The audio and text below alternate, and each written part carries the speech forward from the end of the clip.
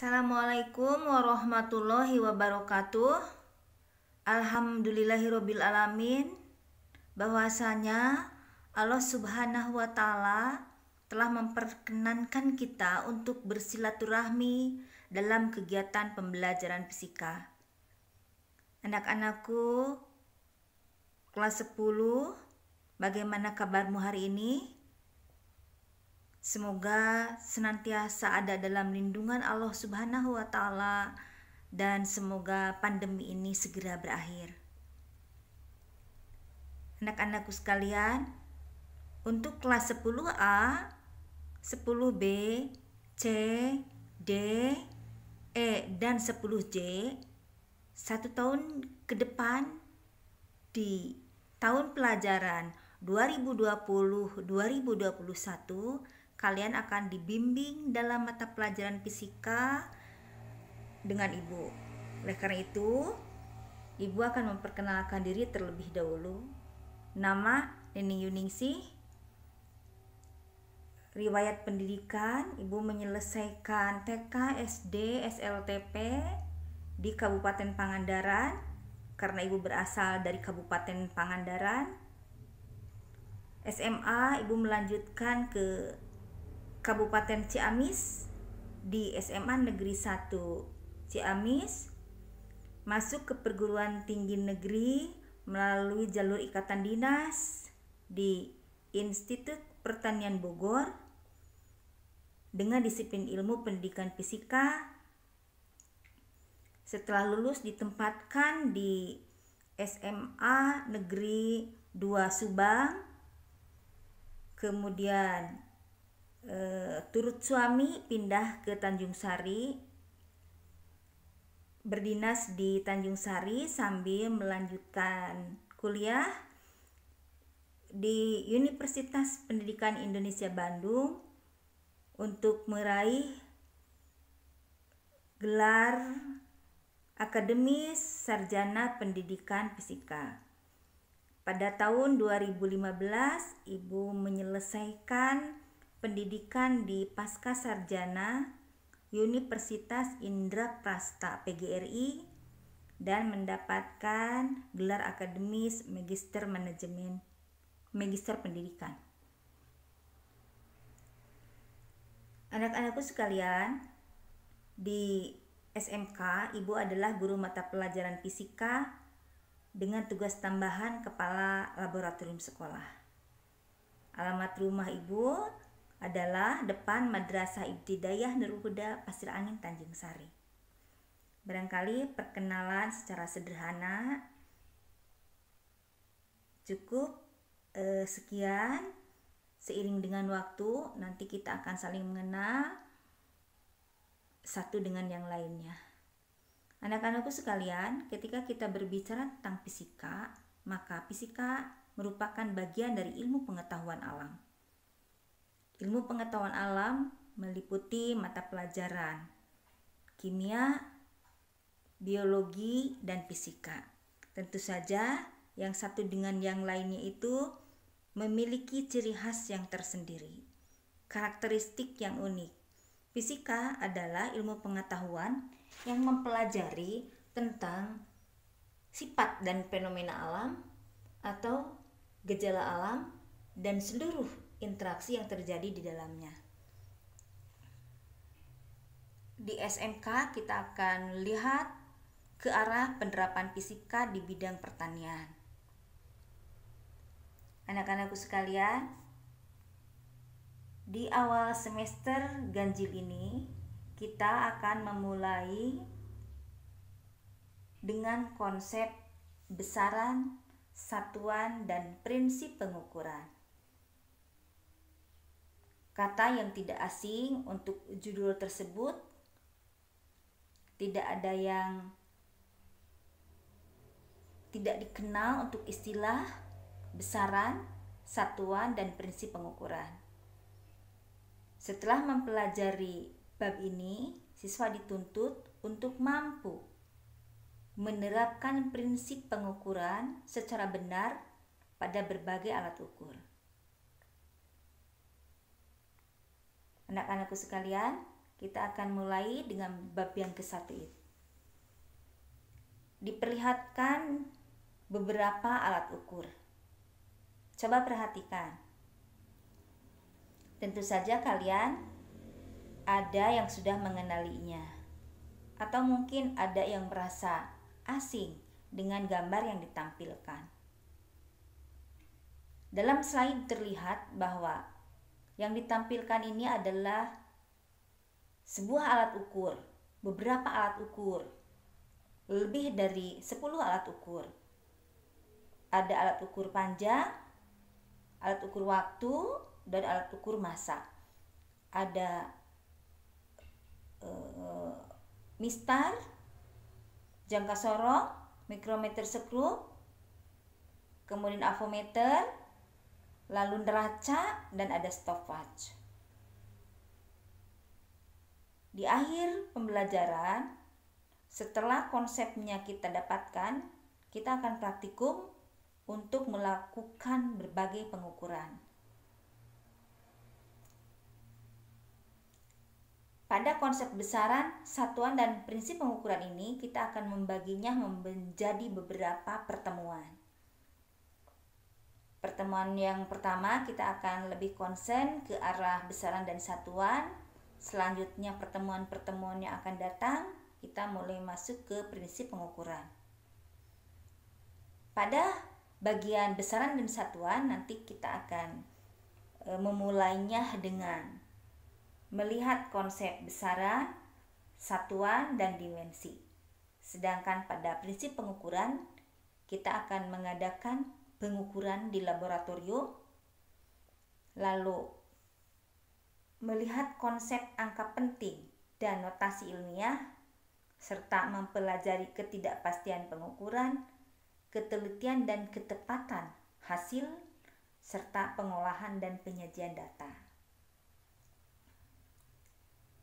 Nah, anak-anakku sekalian, kita akan masuk ke konsep yang akan kita lalui bersama, adalah besaran, satuan, dimensi, dan pengukuran.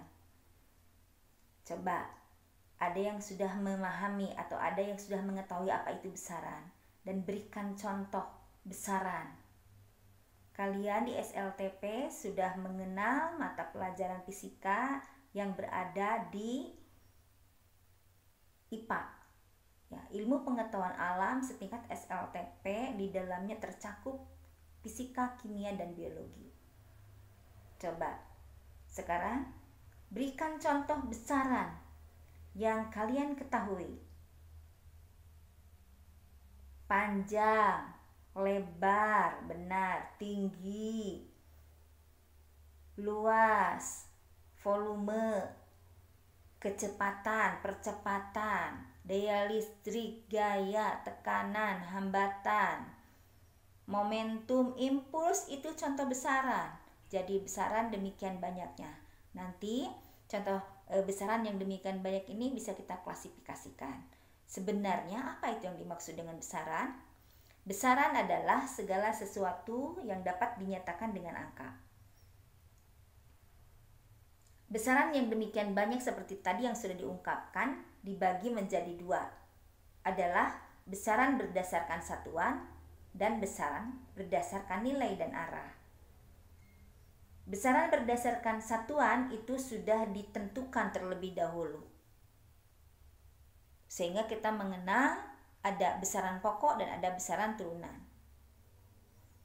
Apa itu besaran pokok? Besaran pokok adalah besaran yang satuannya sudah ditetapkan terlebih dahulu dalam sistem internasional. Sedangkan besaran turunan adalah besaran yang diturunkan dari besaran pokok.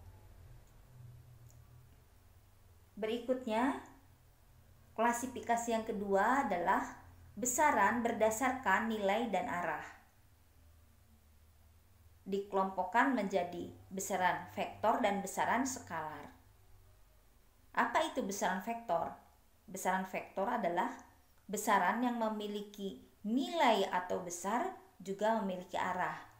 Contoh,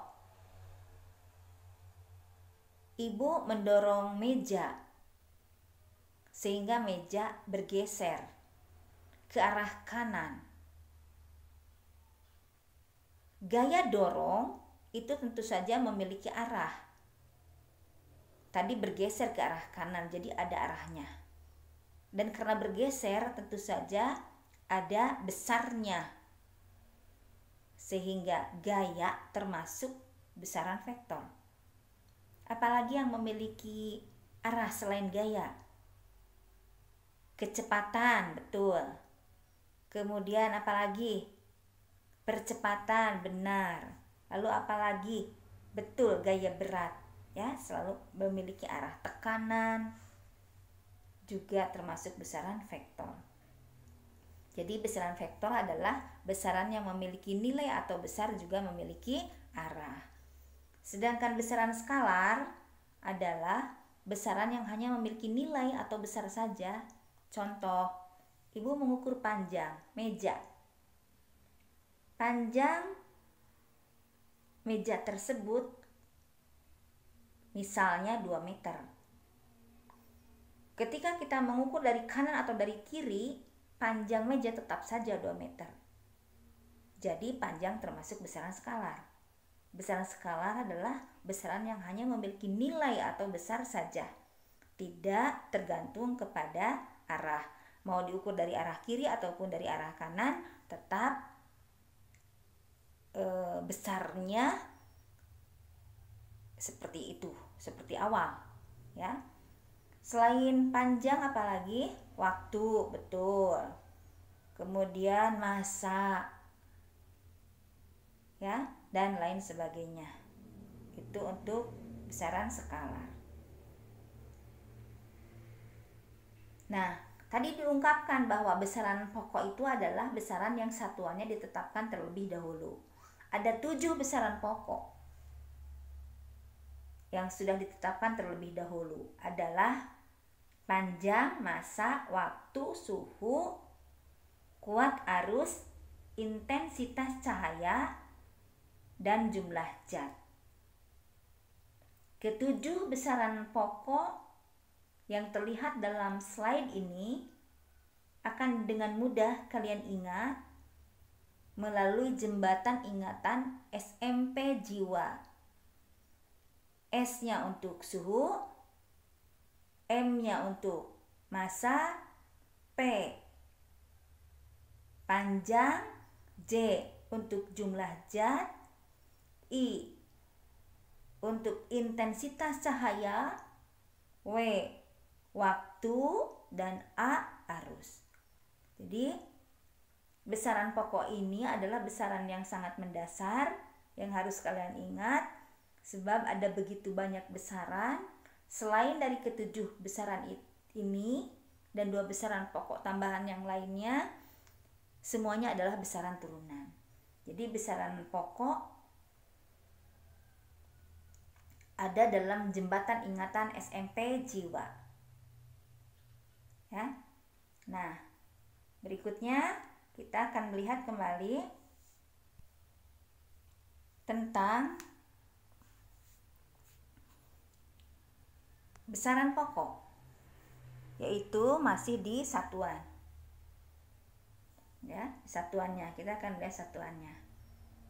Besaran pokok yang pertama boleh panjang, satuannya meter, lambang satuannya E. Kemudian massa, satuannya kilogram, lambang satuannya kg. Selanjutnya waktu, satuannya sekon, dan lambang satuannya S. Suhu, satuannya Kelvin. Jadi di sini suhu yang dimaksud adalah suhu mutlak.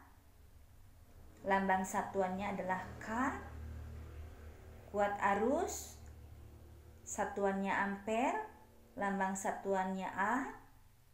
Intensitas cahaya, satuannya kandela, dan lambang satuannya CD.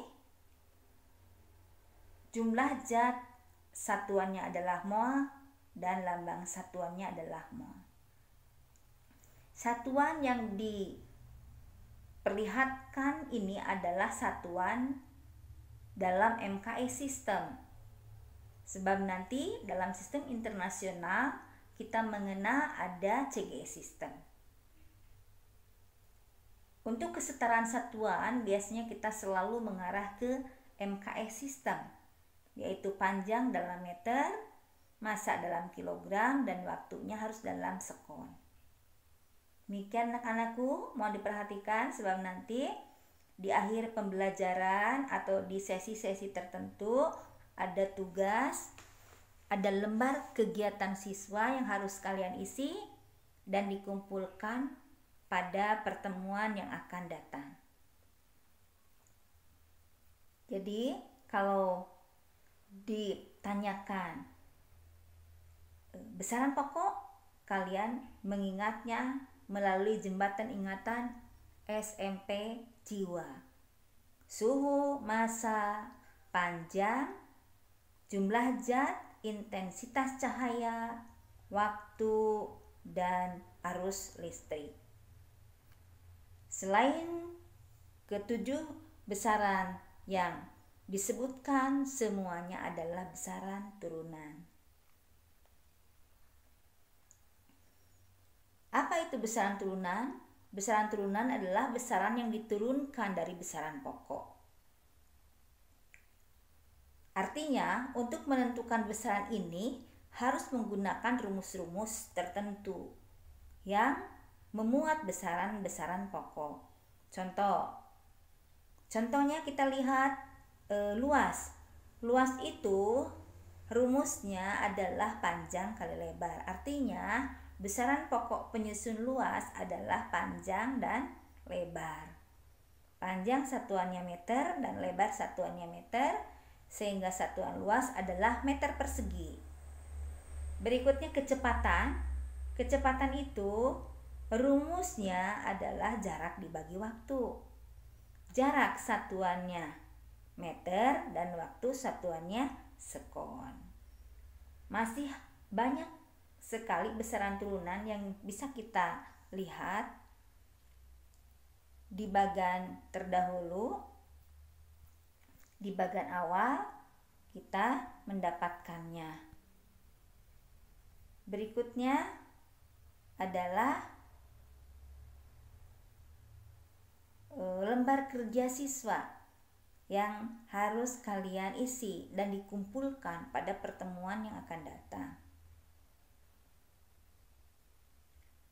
Yang pertama adalah jelaskan yang dimaksud dengan besaran. Tadi sudah diungkapkan, besaran adalah. Yang kedua, sebutkan perbedaan antara besaran pokok dan besaran turunan, serta sebutkan perbedaan antara besaran vektor dan besaran skalar. Yang ketiga, dari kalimat di bawah ini, manakah yang merupakan besaran dan mana pula yang merupakan satuan? Yang bagian A, tinggi Budi 155 cm. Manakah yang merupakan besaran? Apakah tinggi Budi 155 atau cm? Dan manakah yang merupakan satuan dari kalimat tersebut? Ya, jangan lupa tadi sudah Ibu ilustrasikan panjang meja 2 meter. Panjang adalah besaran, meter adalah satuan.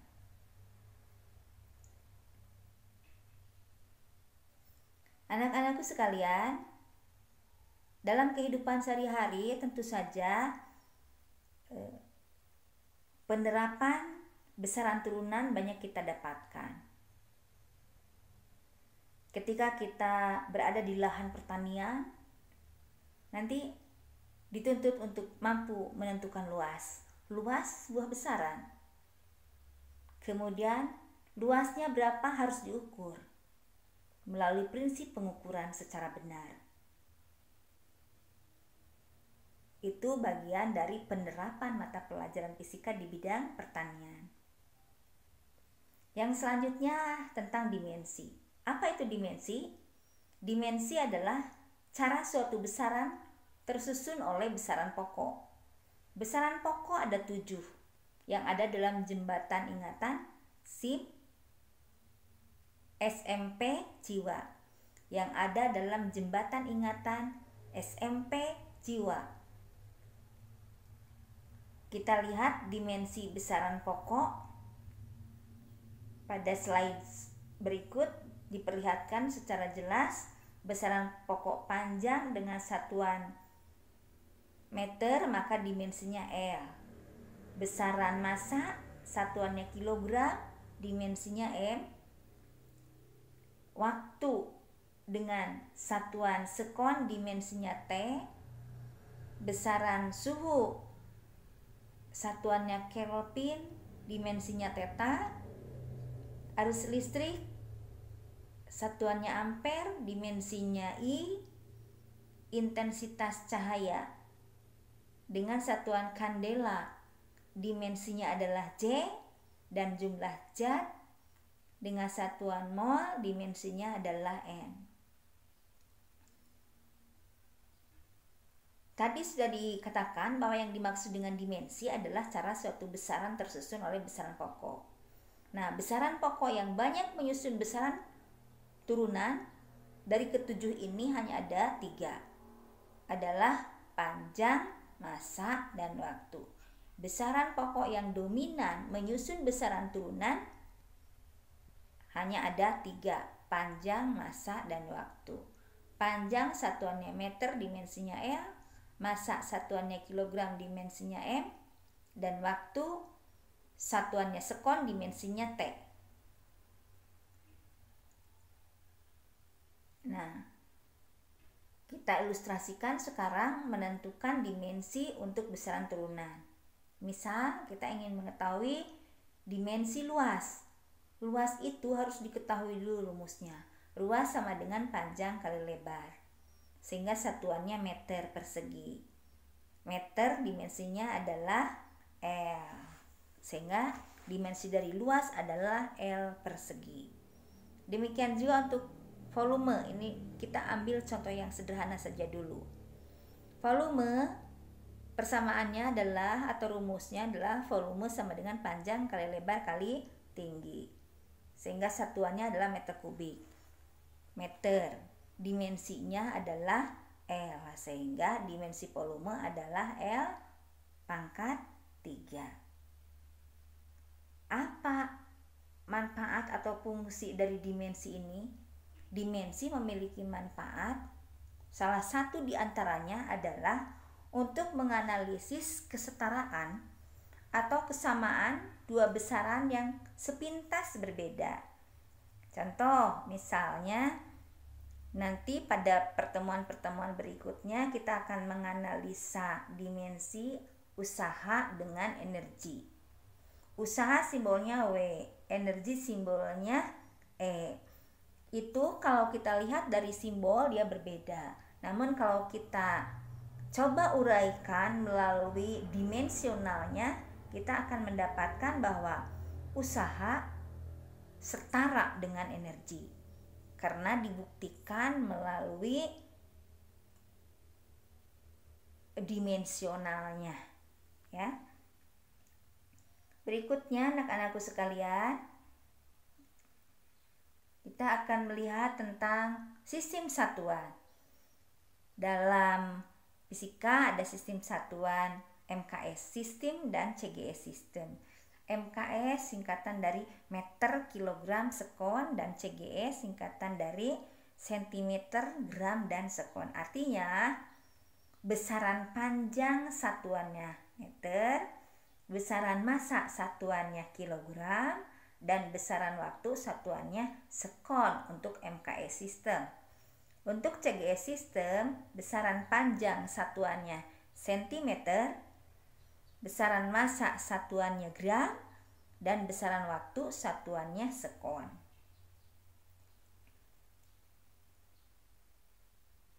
Pada akhirnya nanti kita juga harus mampu mengkonversikan satuan, merubah dari satuan satu ke satuan yang lain. Misalnya dalam konversi satuan panjang, kita mengenal ada tangga satuan, mulai dari kilometer, hektometer, dekameter, meter, desimeter, sentimeter, sampai dengan milimeter. Diingatkan kembali, nanti kalian harus mampu mengkonversikan dari kilometer menjadi milimeter, dari meter menjadi sentimeter atau sebaliknya. Demikian juga untuk konversi satuan massa dari kilogram, hektogram, dan selanjutnya ke satuan yang lebih kecil atau ke satuan yang lebih besar. Begitupun juga untuk konversi waktu. Satu hari ada 24 jam. 1 jam ada 60 menit. 1 menit ada 60 sekon. Sehingga nanti kita bisa mengkonversikan. Kalau demikian, 1 jam ada berapa sekon? Adalah 3.600 sekon.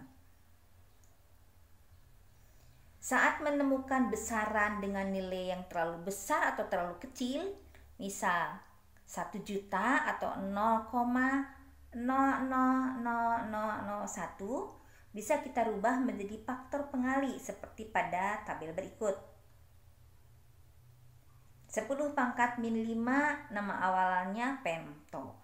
Kalau kita sedang mengukur panjang, maka 10 pangkat min 15 namanya femtometer.